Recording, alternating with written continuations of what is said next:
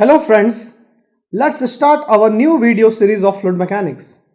As we know, fluid is a substance which continually deforms under applied shear, or we can say all the substance which are capable to flow called fluid, whether it is gas or liquid. Before going in the detail of the different section of fluid mechanics, let's begin our session with few examples based on certain law. As we know, human brain easily learn through examples and visualization rather than theory and derivations. So let's begin with an example. See, there is a T-beam, shaped solid structure having base dimension 100 cm by 1 cm and a column attached to the base having dimension 1 cm by 1 cm. Now if I say that the mass of the object is 10 kg, it's a solid structure and mass is 10 kg. I am saying mass here, not weight. As we know, weight is nothing but gravitational force having unit in Newton. So if we have to find out the pressure at the bottom of the base point, it would be 10 kg divided by 100 into 1 centimeter. It would be 100 centimeter square, or I can write it as 0.1 kg per centimeter square, or we can say it is 100 gram per centimeter square. Say this is case A, so I can write it as pressure for A at the base point. So say this is case B. What I am doing? I am just rotating the structure like this, and now if I have to calculate the pressure, I can define it as pressure for case B at bottom. It would be, say the mass is not going to be changed, it is again 10 kg. Pressure for case B at point B would be 10 kg divided by 1 centimeter by 1 centimeter. It would be 1 centimeter square, or I can write it as 10,000 gram per centimeter square. So we can say there is a difference in both the case A and case B. And now we will discuss about fluid mechanics. Say the same structure. First of all, consider case A. From front, the structure would look like this. It's a T-beam. You can see, if I am assuming the self weight of this structure is negligible, say for example for balloon, the shape is again like A, having top dimension 1 centimeter by 1 centimeter and bottom dimension 1 centimeter by 100 centimeter. And again, if I pour 10 kg of water inside this hollow structure, then what would be the pressure? Say again, pressure for case A at the bottom point. Then what would be the pressure develops at the bottom? Is it same like case A for the solid structure? Answer is no. Because in fluid mechanics, pressure depends upon the height, or we can say P is a function of H only. So P would depends upon height H. I can write it as rho times H, because I am dealing with gram per centimeter square term. So I have to know about the H. Say the total height of this T structure is 1 meter.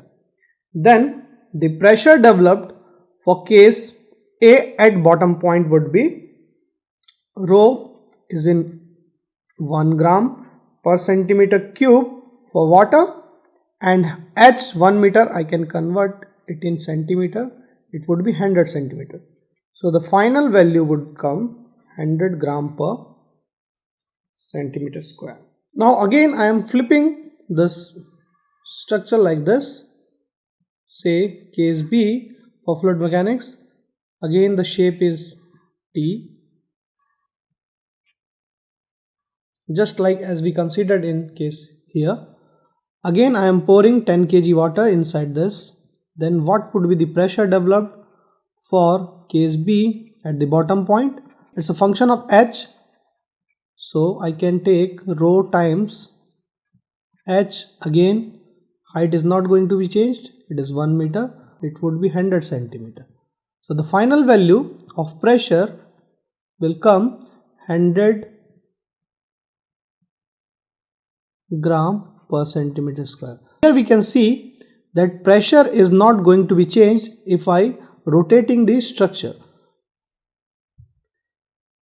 This misconception develops in mind is called hydrostatic paradox, which tell us that the pressure does not depend upon the shape of the body, but it depends upon the height only. And the perfect example we can see in our fluid mechanics laboratory. Guys, this apparatus is used to show the paradox law. You might have seen this apparatus in your laboratory, defining different points in the apparatus. Say this is point A, this is point B, say this is point C, this is point D, and this is point E. By looking into the shape of the apparatus, we can see that the volume is maximum in this middle segment, and it looks that it is minimum for D. So my question is that whether PC is greater than PD, or if I'll ask that PA is greater than PB, what would be your answer? By following the law of hydrostatics, I can see that the water level is almost same in all the segments, or I can say that H is fixed. If I'll measure PA, it would be rho into H, PB again rho into H. So if H is not going to be changed, pressure at point A, B, C, D and at E is not going to be changed if rho is constant. So I can say PA is PB, PB is equals to PC, and PC is equals to PD, and PD is equals to B. So at all this A, B, C, D and E points, pressure is same. This is the best example to show the hydrostatic paradox. Hello friends, let's see one another practical problem or example of hydrostatic law. You all must have visited a doctor nearby. What you might have seen that while measuring the blood pressure, he used to place the strip at this point. It can be left or right segment. What is the reason for that?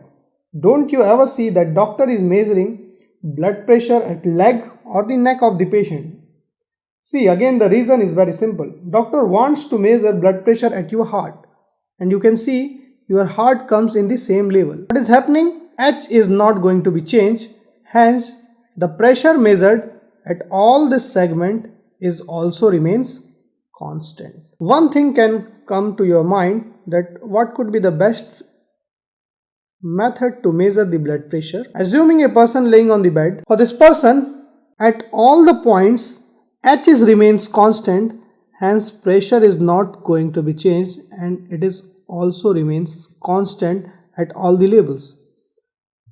So most of the doctors takes or measured blood pressure by putting the patient in laying condition. Let's see one another problem related to hydrostatic pressure force. Now we have to calculate that if a swimmer is swimming just below 10 meter water surface, then what amount of equivalent atmospheric pressure acts on him? We should know the value of one atmospheric pressure, and it is fixed, that is 1 kg per centimeter square. So we have to calculate our pressure value in terms of kg per centimeter square. So in order to find out, as we already know, pressure is a function of H, so I have to take the value in terms of rho g H, and because I have to deal in kg per centimeter square, I will take rho into H, and rho in gram per centimeter cube, it is 1 gram per centimeter cube, multiplied by H value 10 meter, I can write it as 1000 centimeter. So this value is 1 kg per centimeter square. What we have derived, at every 10 meter below the water surface, one equivalent atmospheric pressure acts. So at 100 meter level, it would be 10 atm, And one question can be asked, that what is the maximum pressure is going to develop below the surface of the earth. So in order to find out, we should know the value of the deepest point of the earth, which is situated in Pacific Ocean in Mariana Trench. It is approx 11034 meter, and the amount of atmospheric pressure would be 1103.4 atm, or we can say it is 1100 approx kg per centimeter square value. And you can correlate this value by imagine, say, in a 1 centimeter by 1 centimeter postal stamp, an elephant is standing. So you can see how much enormous pressure is developed at the deepest point of the earth. In our upcoming videos, we will go through some more interesting problems related to fluid mechanics. Till then, keep watching Recon Civil Academy videos.